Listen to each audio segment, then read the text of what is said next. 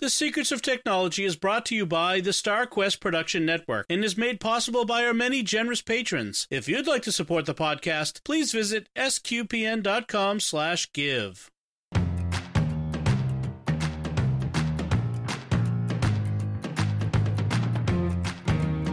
Hi, I'm Dom Bettinelli, and you're listening to The Secrets of Technology, where we discuss the technology news that's important to you from a uniquely Catholic point of view.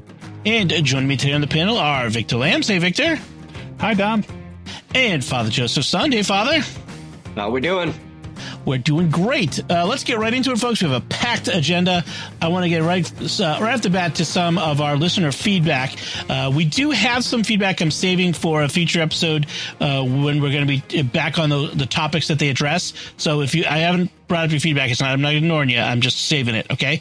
But this feedback is ready for prime time. This comes from Thomas on YouTube, who's responding to our episode where we talked about ad blocking a few episodes ago. And Thomas says, I have zero qualms about costing a channel revenue, percentages of a cent really, over my own privacy and ease of use. Seriously, ads are out of control on some sites, this one included. And he means YouTube in that case. I thought he was taking a shot at SQPN there, man. I mean, it's not like we have a lot of ads, so hopefully you didn't mean us. So what do you guys think? I mean, we discussed the sort of the ethics and morality of ad blocking, some people are like Thomas. They think it's out of control. I'm okay with a reasonable amount of ads, but the level of ads now is just crazy. What do you think? Yeah, I don't have a problem with ad blocking personally. For YouTube, I don't use an ad blocker. I subscribe to their premium service just because of the amount that we all watch it. We watch it more than regular streaming services. So, and you get the YouTube Music app. So it's a good deal for us. But in general, no ethical qualms about it. How about you, Father? Ordinarily, I don't use a ad blocker on YouTube. What I do end up doing, especially when I use YouTube in classrooms, is that I'll pre-download using like a YT download or something. I'll pre-download the MP4 files and play them through VLC, just because I've had one too many of instances that weird ads come up when you're trying to teach kids, and no. Yeah, even if it's not inappropriate, sometimes it just breaks discipline, and it breaks discipline. It gets you off subject. I get but sometimes it's inappropriate, and so I just download the video. And I have, I think that falls within educational fair use. I can make something up about it to make myself feel good. So, I was watching a YouTube video earlier today. Someone had posted on our Discord, and it was a 11-minute video, and it stopped like 3 times, at least once in the middle of a sentence, to play the same ads again and again. It's like, okay, I get it. A resort in the Maldives that I'll never be able to afford to go to. Thank you. Like, it's just maddening sometimes. But that's a good use case. Is I need to present it like for my kids. Like, even if I want to show a YouTube video to my kids, this stuff I don't want them to see, and I'm going to have an ad blocker for that. All right. So thank you, Thomas, for the feedback on that. Really do appreciate it. Before we get started, I do want to offer everyone a tip of the week. This just occurred to me earlier this week. If you use the emergency information feature on your smartphone, whether it's an iPhone or an Android, iPhone calls it medical ID, Android calls it personal safety. We've often talked about, you should put your medication, your medical conditions, and emergency contact information in there. And I was thinking, I need to make sure that it's up to date regularly for my wife, my kids. If you have elderly parents, grandparents, you really should be setting up a regular schedule, quarterly, maybe even, or every half year, however you want to do it, but a regular schedule to check their phones. Do you have the latest information, especially if anyone in your family has complex medical conditions? where that sort of stuff can change on a regular basis. So definitely and I'll have some links in the show notes to how to get access to those areas on both Apple and on Android. But you want to, like, you know how they say, change your smoke detector batteries when you change the clocks. You maybe put this in there with that too, like the things to do around that time of year. I think one thing also to add on to that tip is, I don't know what it is on Android, but just to know when other people come into emergencies and you come across someone that on iPhone, if you hit the power button and the up volume button, it will come up with the screen. You hold it down, it's going to come up with the screen that's going to give you access to that medical ID if they filled anything out. And I've had several instances already in which I do that to know something.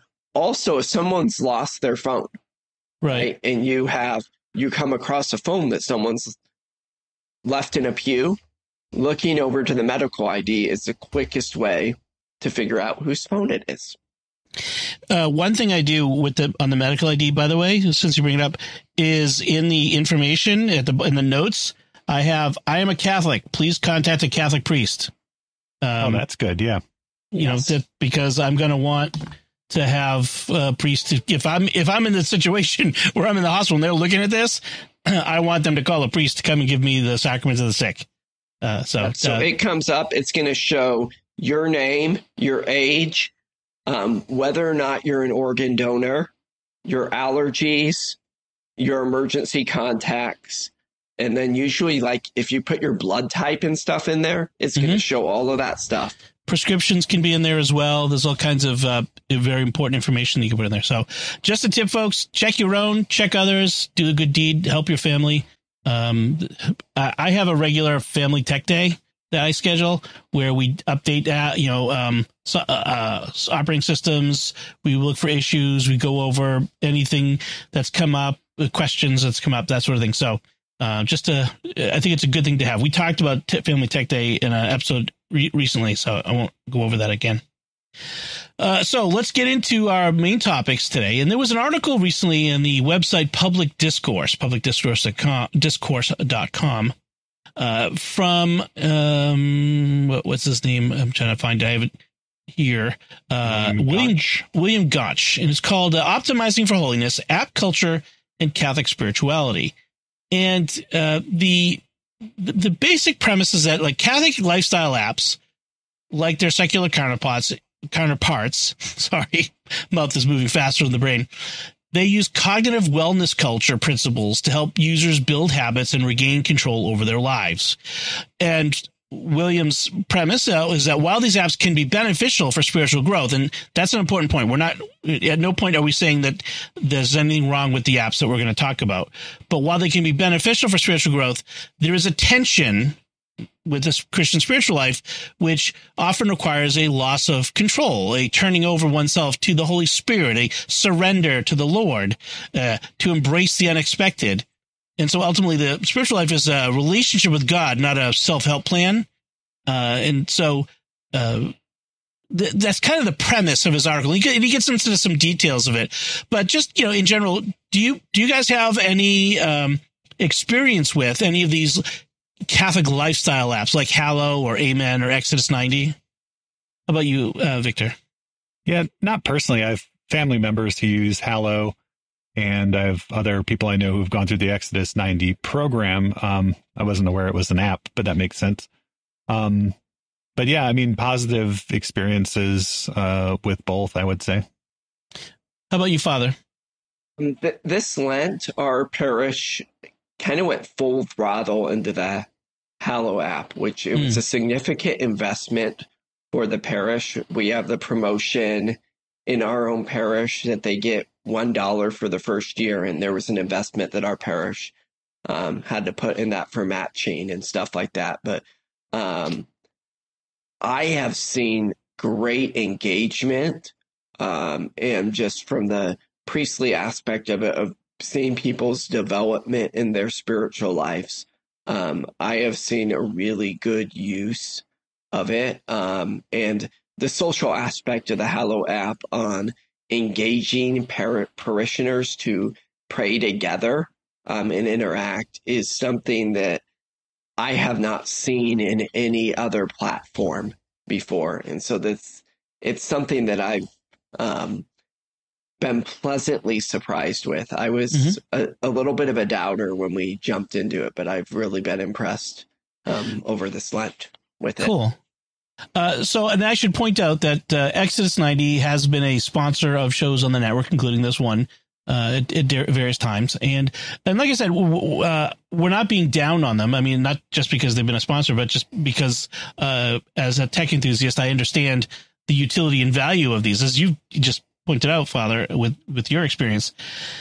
And I think William Gaunch's premise is also not to be down on it. He, in fact, talks about how they've helped him in various ways, but that they have their limitations. And I would guess that the people behind the apps would also recognize that they have limitations as well. But I like this idea, this concept he brings up of cognitive wellness culture, and it's, as he says, it applies contemporary psychology to help users build good habits and establish order in their lives. And it's often seen as a reaction to the algorithm culture. We talked about the algorithm last week, about how the algorithm takes over and how people feel like a loss of control in their lives. We're manipulated by the media, by the algorithm, by whatever, by politics. We feel manipulated all the time, and this is a way to take a little control back, and that's not necessarily bad. We build good habits, we build up ourselves, we improve ourselves. Those aren't bad things; those are good things. But there were some questions we had to recognize the limits, and one of the things he talks about is like he brings up is the balance between spiritual growth and self-optimization. Those are not the same thing, and one question like, are we turning prayer into a productivity goal? Prayer is not the same as productivity. One of the things I've been thinking about this year at Lent is just the idea of the larger trend of, and this goes kind of beyond the apps, but just in general, treating Lent as a time for self-improvement. Giving up chocolate, or I'm going to lose weight, or in the positive, I'm going to pray more, I'm going to become holier, rather than, what is the point of Lent? It's to grow in intimacy with Christ. We do these other things if they help us grow in intimacy with Christ, but not because, the other things are not ends in of themselves. And so this is kind of how I approach these apps is, do they help me grow in the spiritual life, and what are their limits? So again, just to you guys, what do you think of some of these questions that it raises? Yeah, I mean, I think you need to meet people where they are. I mean, if it's a question of no prayer or, using an app to pray 5, 10, 15 minutes a day, I think that's pretty much a no-brainer. Not everyone's ready for, a 21-day Ignatian spiritual retreat or whatever it is, or can afford that in their lives with their obligations and stuff. So I think that, I don't think the sort of people who are concerned about treating their spiritual growth as a self-optimization tool are really, the market, if that's the right word, or the opportunity for these apps. I think they're trying to reach people who are, who have fallen away from the church or coming back to the church, don't pray much, or pray a little and want to pray, build on that a little bit more. I think over time, those people will, be ready for a retreat, or, the habits that they pick up through the apps will lead them to more of that unstructured prayer. But yeah, I mean, I don't see them as the be all or end all, but, in terms of meeting people where they are, which is, one of the key missionary principles, I can see them as being, very beneficial. I think there's nothing new under the sun is what I think. The fact that we're dealing with the spiritual life being this tension between surrender to God and my own works is the whole perennial problem of the spiritual life, right? We've been battling with this since the 4th century with Pelagius, right? That we're Pelagianism, that we can work our salvation out on our own, which is heresy. versus kind of a quietism of it's all God, right? And I just need to let myself go into a mist, right? Right. And the balance between the two, that the truth is in the middle there, of that it's this incarnational thing, that it's the work of our own work together with grace together. And so there's always going to be this tension, no matter if I'm using my phone as a tool or a Bible as a tool or whatever, right? Yep. It's the same thing. And I draw the parallel when I see before this whole cell phone revolution thing, when I see especially young men get into the spiritual life and try to excel and push on the gas way too fast, right? And you can see that thing of like, oh, I got this, and it's like my workout plan. Right. I'm going to do it, and it's going to make me strong, and then realizing, no, I have to be weak. Right. And so, yeah, it's the same old story that we've been through already. It's just that there's a new refrain to it. Yeah. I was thinking about how sometimes I've seen criticism of rosary apps, praying the rosary on your phone or praying the divine office on your phone instead of using the book or using the beads. And I'm thinking, I mean, sure, I guess I could see, I don't necessarily agree, but I could see why you would say the book is better or the beads are better. But frankly, if it's the phone or nothing, use the phone, like use the app. Like, you know, better to be praying than to make it, you know, the perfect be the enemy of the good. And in some ways, I guess the rosary was the original, you know, prayer tracker, right? And you didn't have a phone, but you have ways to track your prayers, right? I mean, it's the same with people who say, I'm going to sit down and read the Bible in a year, right? We wouldn't say, oh, you're not growing spiritually because you've set a goal for yourself, right? I mean, it's any progress is good progress. I can go back in history, right, and look at spiritual writers and critique over each new innovation of people using it in excess. Like even to the extent of literature, when people would get lost and read books so much that they lost their regular life, right? And so they would preach against the excess of that. And then the excess of listening to radio and television and so on and so forth, right? And so everything is always going to need its balance. It's just... Right. Yeah. Right. Yeah. And again, you know, one of the things criticisms I hear sometimes of us at SQPN is, you know, why do we do shows about Star Trek and Star Wars? Those are full of all kinds of awful non-Christian things and weird concepts. You just need to think about God all the time. And it's like, I mean, if that's for you, if you don't like, you know, sci-fi, that's fine. But for a lot of people, this is something they enjoy.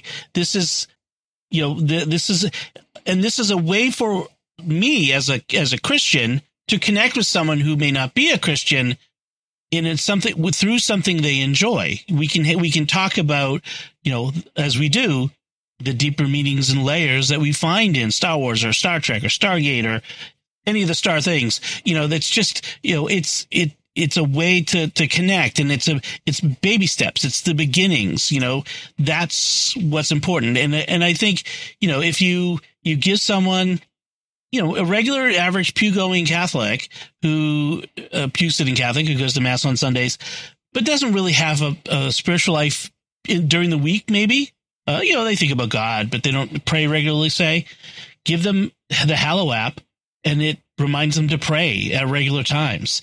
It gives them, you know, podcasts. Hey, listen to Father Mike Schmitz for a few minutes a day, reading the Bible to you. That is the beginnings of something. That is the start of the road to something more. I mean, Hallow up against Formed. They're two different, totally different platforms. Mm-hmm. Formed gives you like long videos and things like that, and seems to be more towards an academic slant. Of my parishioners who have higher academic learning are usually the ones who seem to use that more. Right. Hallow has seemed to get to a different group of people. And that's been my experience, that our users of Hallow have been different people than what our users on Formed were. And we can go and look at our user base on those and see that for sure. But I've seen a different engagement on a different level. So I think the bottom line with it is, these are tools, that these apps are tools. They're not ends in of themselves. They're not bad, and they can be used for good. But the thing we have to be aware of is that self-control or control over your life is not the most important thing. That, in the end, what we want to do is to surrender to God. We want to get control over the bad things, but we want to turn our lives over to God and let the Holy Spirit guide us, and be docile to the Spirit is that term. But that is the next level of the spiritual life from that beginning level. And if you are working on surrender, there's a great surrender prayer routine on Hallow hosted by Jonathan Rumi of The Chosen that you can check out on there as well. Wow. Pray with Jesus. Just kidding. Yeah. Just kidding. It's amazing how calm and comforting his voice is. The number of people have told me falling asleep to listening to him talk, and I'm like, I guess they chose the right voice for Jesus. Maybe we can get him to do Aslan in the Narnia movie. That's a whole nother discussion. So, Vince, you have a link in here to a video. So I listened to Tucker Carlson's interviews. They're usually pretty interesting. He did an interview with Alex Jones. It's not, that Alex Jones. It's the young Alex Jones, who actually is the founder of Hallow. And it's really interesting. If you, the stories he tells about people who have discovered his app, kind of how he grew it, how he got associated with, Mark Wahlberg and Jonathan Rumi is pretty interesting. It's a good interview. If you're kind of the mind that, these apps are just, technology and it's controlling our lives, I don't know that it will convince you otherwise, because, he is an app developer guy, and he speaks that language and stuff. But it's pretty interesting to listen to if you want to learn more about the people behind Hallow. It's like Excellent. 2 hours long almost, I think. So we'll put that link in the show notes. So before we move on, I do want to stop now and take a moment to thank our patrons who make it possible for us to create the Secrets of Technology, including Leonidas S., Frederick H., Megan S., Rhonda M., and Josh W. Their generous donations at sqpn.com/give make it possible for us to continue the Secrets of Technology and all the shows at StarQuest. And you can join them by visiting sqpn.com/give. So let's get to some headlines. The first one is very big news. Today, as we're recording this, Nintendo announced the new Switch 2, which was hotly anticipated. I think we'd actually even talked about a teaser video that they'd put up a few months ago. So, Victor, I know that you are a huge Nintendo Switch fan. What do you think of the new Switch 2? Yeah, yes, down, I am. Victor, calm down. Yeah, I know. I'm bouncing up and out of my seat here. No, I am as well as our four kids, which are, in their 20s down to, their 10s. So there was a lot of excitement around this, a lot of anticipation building up around it. The original Switch came out about 8 years ago, I believe. So the Switch 2 has been expected for a long time. And it is very exciting. The tech specs have been updated. The screen is better, has HDR support. It's bigger. The controllers have been updated. You can use them almost as a mouse for some games. They've added, video chat capability with an add-on camera.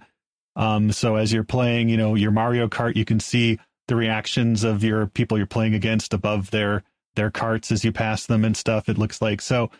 It's very exciting. It'll play Switch 1 games, as well as new games that were developed for the Switch 2. And then they're going back and upgrading some of their Switch games to have better visuals and new features added to them for the Switch 2. So it's very exciting. They announced a couple of new games, a new Mario Kart that looks really good, a new Donkey Kong game, and a new Kirby game, and those all look really good. Good third-party support. So we're very excited about it. However, I had to tell the kids that, yes, it is launching in June, but when the pre-order opens, the scalpers and the people who buy to mark it up are going to buy that out within a couple of seconds, and it'll probably be, Christmas or sometime next year when it'll be widely available again. Interestingly, Nintendo is, if you have a Nintendo account and have been playing your Switch and using their online service, they're opening up limited pre-orders direct from Nintendo.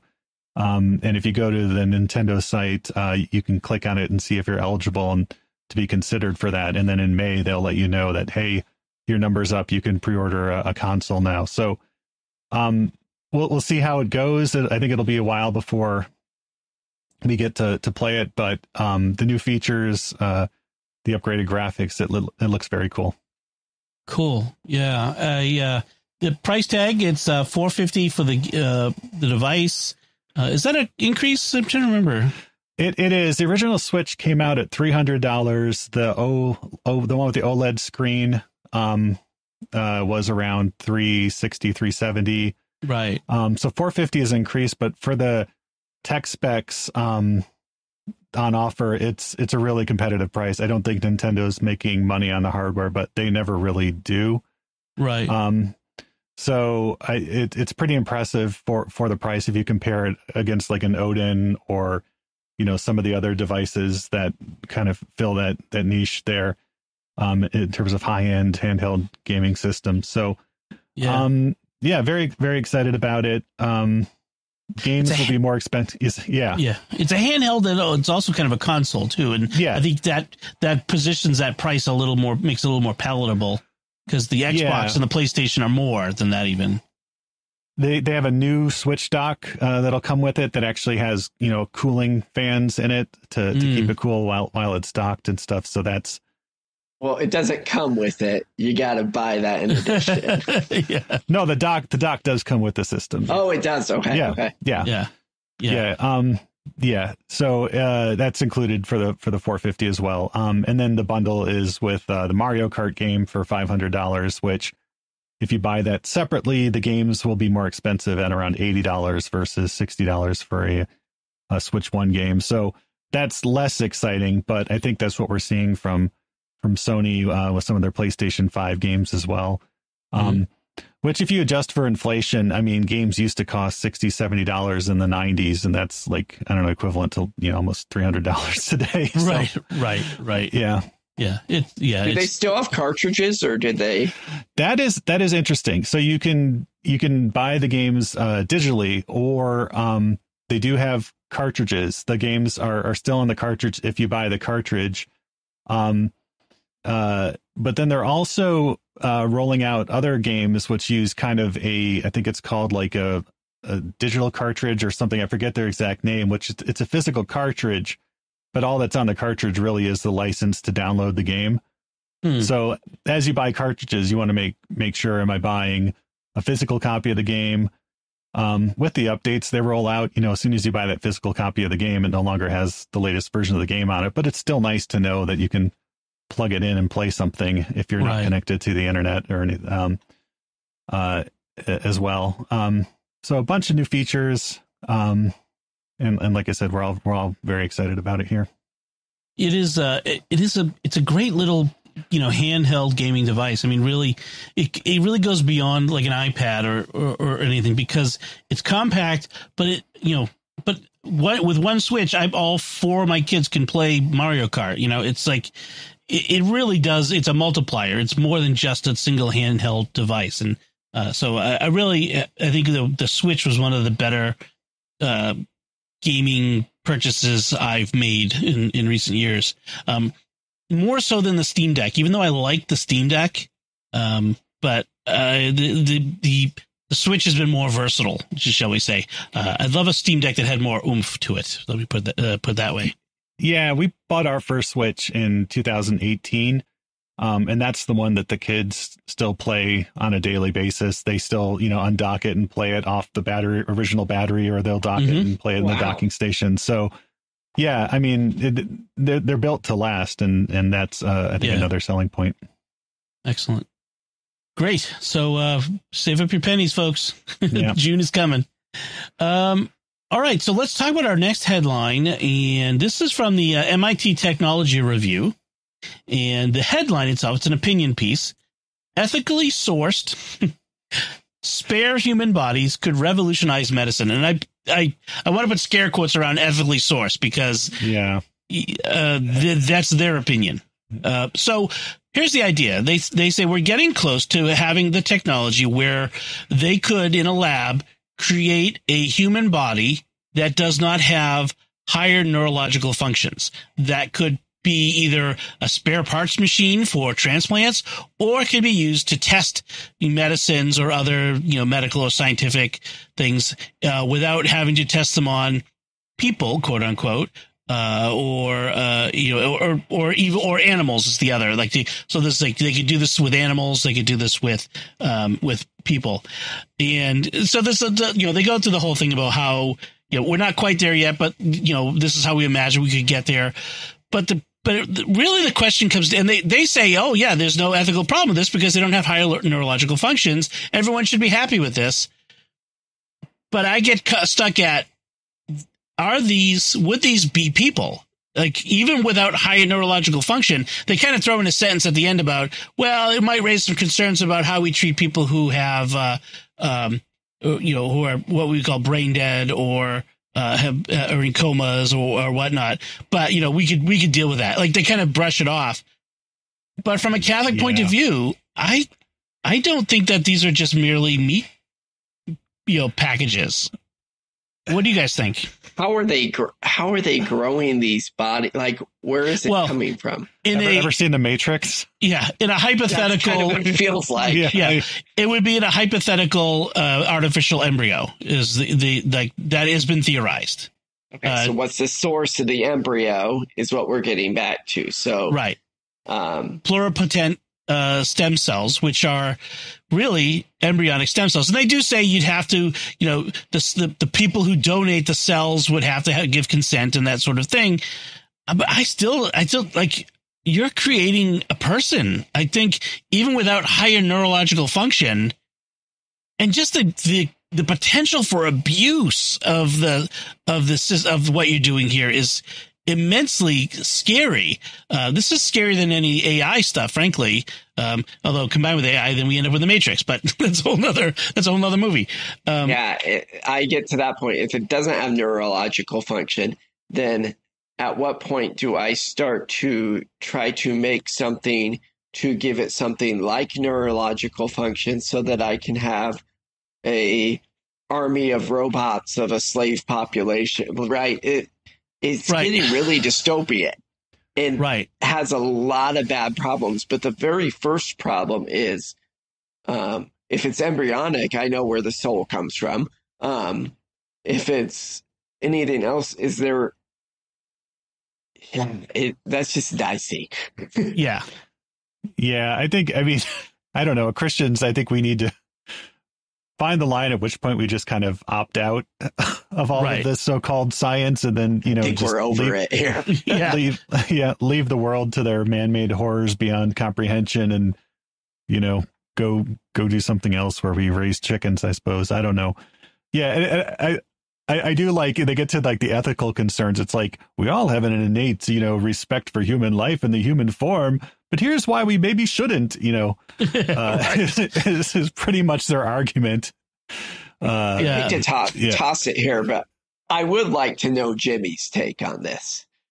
Yeah, on Jimmy Akin's take on this. But yeah, I'm sure he would have a well-reasoned response to based on the church's metaphysics and philosophical and theological understandings.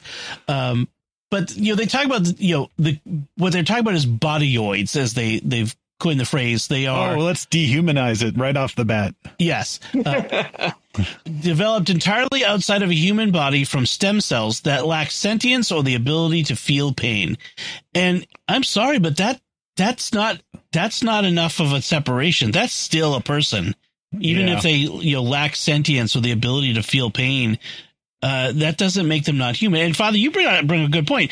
I could imagine somebody's going to want to shove a computer into that the brainstem that's there, because it's got to be some brainstem in order to have heartbeat and the autonomic functions of a body. So shove a computer onto it. Now you've got a human-like slave. Hey, welcome to Murderbot, by the way, if you guys have read those books. That's basically what that is.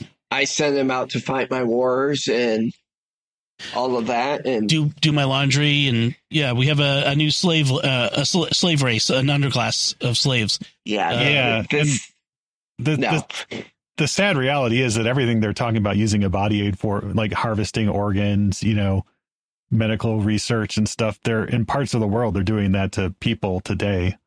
Right. So, I mean, I don't see this kind of fostering a respect for human life, regardless of what you think a bodyoid is. It's only you start to look at everybody like a bodyoid at that point, and I think that's one of the fundamental problems with our culture. This is avoiding the reality of our mortality. Mm-hmm. Is the deeper part of this, in the fact that we aren't accepting the fact that this life is not it. And so that goes into the whole level, which I think philosophically argues against it, is this: I'm trying to stretch my life out in a way that goes extraordinary means beyond what should be done. And beyond the computer thing, could you harvest your own brain? Right? I have some terminal illness with my body. Can my brain be harvested to go into this humanoid body and just get a whole new body? It's a clone of my own body, or even if it isn't a clone, but just close enough of a match that my brain would be, genetically compatible with it. Or I'd hate to go down this road, but when we're going down the gender dysphoria endings, if I don't think I'm in the right body, could I choose a new body? Right. It gets pretty nasty. And the fact is all of these scenarios have been already imagined in various sci-fi dystopian novels and movies and shows. Like, none of this is new. We already know this is bad. Hollywood knows it's bad. They've been telling us how bad this sort of thing is for decades. Like, even that corrupt cesspool sometimes. What worries me isn't so much that this is going to happen in the U.S. or in Europe. What worries me is that in places like in China, where they have the Chinese Communist Party has a very different view of human dignity, as in none, that this sort of thing would be a matter of course over there. There would be even a debate on whether to do it. And that's the kind of thing that scares me, is it would be readily happen by guys like that, as opposed to, here, where we would at least debate it before doing it. I don't think it's likely. A lot, again, as he said, a lot of this technology is still pretty far out, but you need to, they're like, we need to start thinking about it. And I'm like, we need to start preparing to battle that, because it's going to be the next pro-life battle, frankly, I think. Yeah. And if you want to watch the MST3K Mystery Science Theater 3000 episode Parts, the Clonus horror, because it's basically this. Yes. Oh, man. So, all right. So that's that headline. Our next headline. This was fun. This is from Deadline. Inside YouTube's weird world of fake movie trailers and how studios are secretly cashing in on the AI-fueled videos. Now, I got to be clear. The second half of that is a bit of rabble-rousing. It's a bit of a stretch, but clickbait there. Yeah. But what are they talking about? So if you're at all online, you may have encountered a fake movie trailer or a fake movie poster. AI has really made this even easier to do. And they're basically, some of them are trailers for movies that are actually coming out, and they're almost indistinguishable from the actual movie trailers. They just add in some bits here and there. And some are sometimes trailers for movies that don't exist and will never exist. And they're just like, and I mean, I've run across like, Star Wars movies, like the secret Anakin movie, or, the secret Obi-Wan movie, like, just like, oh, wow, that'd be cool. Oh, that's just a fake trailer, sort of thing. So there's a whole subculture of people out there making these videos and making a pretty darn good living. Screen Culture is a well-known YouTube channel. They have millions of subscribers. They make millions of dollars a year, just basically churning out these AI fueled movie trailers. And the second part of the headline is that movie studios, rather than using their copyright ability, like the fact that they own the copyright to the intellectual property, they can take down the videos. They instead choose to take the monetization off of some of the videos. Not all of the videos, because if they did that, then the people who make the videos would stop making them. So, but it's not tons of money. They're not making millions of dollars off of them, but they are still making some money. What do you guys think of this? Is this a scourge? Is it more AI slop messing up our YouTube? It's a fad. It's dumb. As long as they're labeling it, AI generated fake trailer. Except they're not. Yeah, that's the problem there. I mean, I don't even like watching real, quote unquote, real movie trailers. And I can't really object to it because the studios themselves are increasingly using AI for writing and art generation now. So I think at some point we kind of the slop and the going up or whatever and the movies going down will kind of intersect. It'll be bad for everyone for a while until people get sick of it. But whatever, it's not for me. If you like watching them, good for you. If you can make millions of dollars doing it, good for you. I find it annoying when I want to find the trailer and I end up with one of these, and it's like, oh, wasting my time, because sometimes the fake ones show up higher in the search results than the real ones. I think one of the lessons is if you want to watch a trailer for a movie, find the movie studio's own YouTube channel. Yeah. And that's where it's going to be. What about you, Father? What do you think about this trend? Vanity of vanity, says Coolith. All these are vanities. I have enjoyed some of the fake trailers for like imagined things. Like, what if what was when they had here Henry Cavill was recruited to play James Bond? What would that look like? What if Anya Taylor-Joy was Elsa in a Frozen live action movie? Which remarkably, she would actually look very much like Elsa in that. They're going to do it. I mean, it's coming. Yeah. I mean, Disney live action Frozen remake as soon as. Yeah, they're live actioning everything. So I guess if we make the Star Wars prequels actually good. They're not that bad. They would be far worse. They would be far worse. It would be.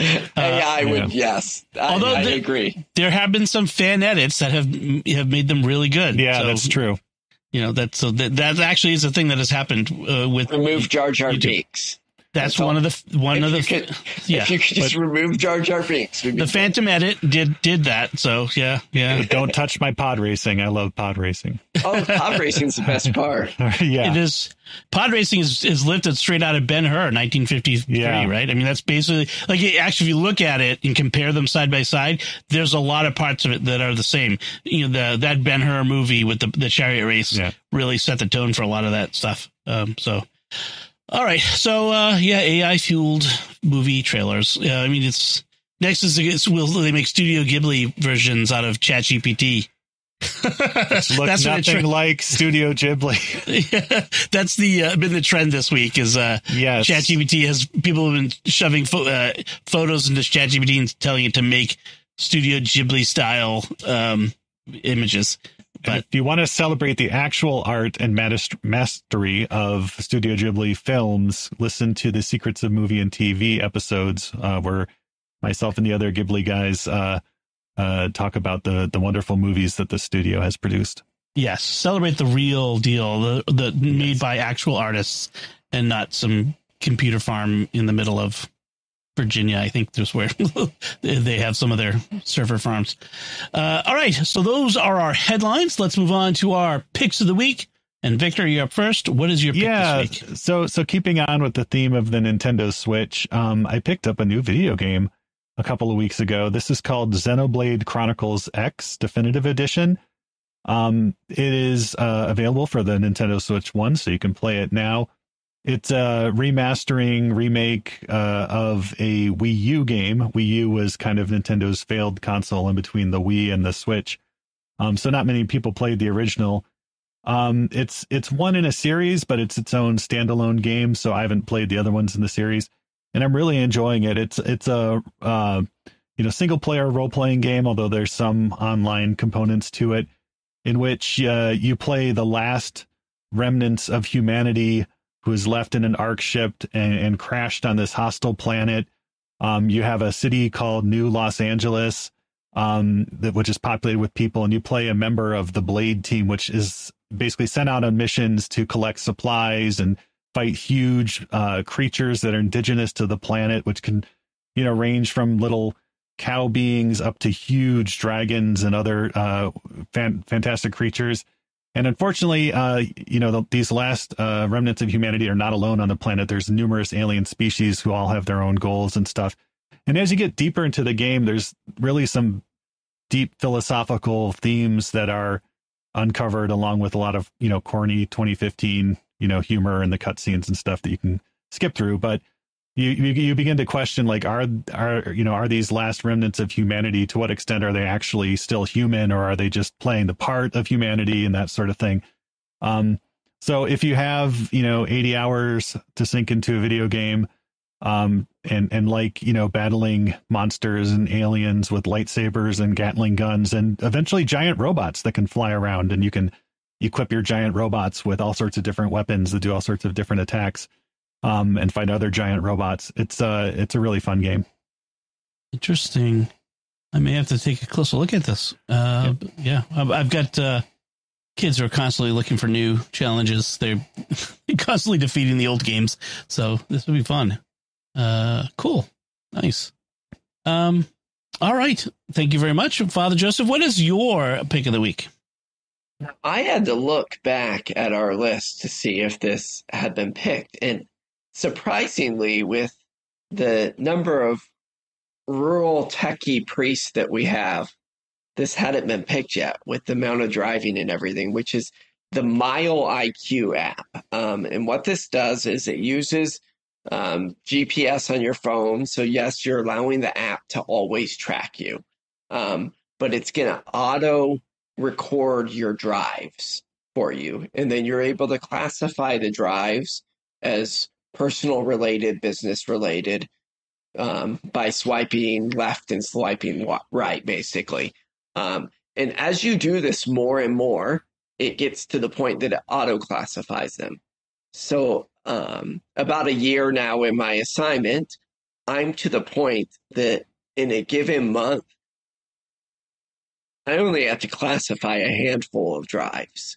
My phone basically auto tracks my regular drives between parishes and everything for me. And then it's able to print out a report for me at the end of the month that I'm able to turn in for that mileage reimbursement. Or if you're doing tax deductible IRS, that you're able to put on your tax statement, all of that. It is about $90 a year, but I couldn't imagine life without it right now. I've been using it 6-7 years, I think. Mm-hmm. Yeah, if you're the sort of person who's like on the road and needs to track mileage, it's a no-brainer. I really felt like Father Corey had at one point mentioned a different one, so that might be why you didn't see. But I'm not seeing it in a quick scan through our database. Yeah, I did mile tracking. I searched different keywords to see if we had mentioned another one, but I didn't see anything. Yeah, but you're right. It was in passing at an episode and not a pick of the week. Yeah. But between you and Father Corey, the rural priests, definitely, I can imagine you needing that. Excellent. So my pick arose out of a need. It's a funny one. My daughter was vacuuming and vacuumed something up into the hose, and it got stuck. Whatever it was got stuck in there, and I could not get it out. I could not figure it out. And I'm like, am I going to have to buy I looked it up. You know how it is with appliance parts. The replacement hose was like $70. It's like half the price of a new vacuum cleaner. And it was just like, oh, I'm not going to do this. I want to get this out, but I need to see what it is. And I realized, so I looked online, and you can buy an endoscope for cheap money. And now an endoscope is basically a flexible cord with a camera on the end. That's basically, sometimes it's called a borescope as well. This one that I'm going to link, there's a whole bunch of them on Amazon. So they're pretty interchangeable.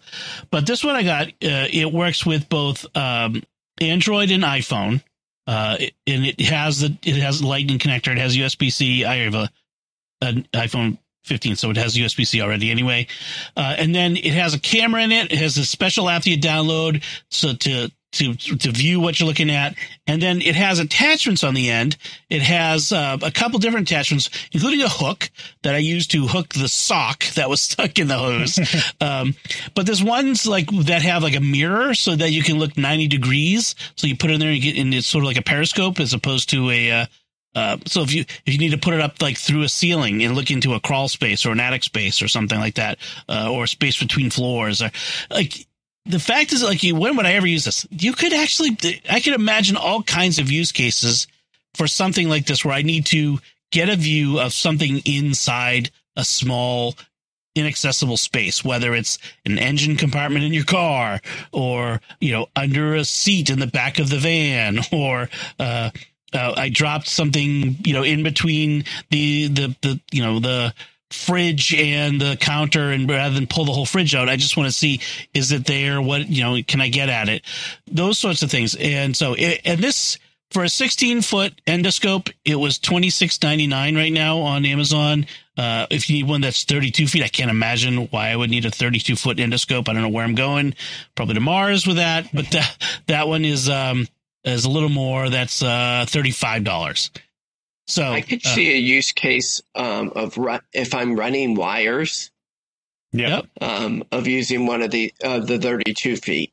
If I'm running wires and I'm coming across some weird maneuvering that I have to do. There's been times I'm running wires and I'm just doing it by feel of just jabbing back and forth, not knowing what I'm breaking back there. Right. That having a camera back there wouldn't have been a bad idea. So I could see the 32-foot being useful there. Also, IP67 waterproof. So if you need to look into like drains or pipes, that sort of thing. Yeah. Yeah, that'd be a good use case. I have a wood burning stove, and I have one that's maybe 12 or 16 feet long.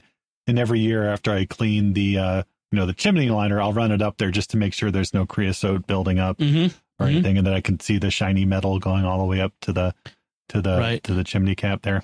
Dryer vent's another good one to see how's that dryer, because folks, clean out your dryer vent. I'm telling you right now. I'm telling you because the Holy Spirit's trying to tell you. Some one of you out there needs to clean out your dryer vent before your fire starts. Probably me. Yeah. So pull the dryer out a little bit, put the end of the leaf blower in it, and turn on that leaf blower. And going out of the house, not from inside the house. Your house will fill with dust. Construction and organ pipes in churches. There you go. Yep. There's all sorts of things. Hey, listeners, this could be fun little exercise. Write in with your ideas for using an endoscope. Please, PG, please. Nothing gross. But what are your use case for an endoscope? That would be fun. And that's my pick of the week, and that does it for our show this week. We'd love to get your feedback on anything we've talked about this time. You can let us know by commenting on the show at sqpn.com/technology or the StarQuest Facebook page, facebook.com/StarQuestMedia. Send us an email to technology@sqpn.com or visit the StarQuest Discord community at sqpn.com/Discord. You can find links from our discussion and our picks of the week on our show notes at starquest.fm/TEC294. And until next time, Father Joseph's son, thank you for joining me and sharing the secrets of technology. My pleasure. And Victor Lambs, thank you as well. Thanks, Tom. And once again, I'm Don Bettinelli. Thank you for listening to the Secrets of Technology on StarQuest.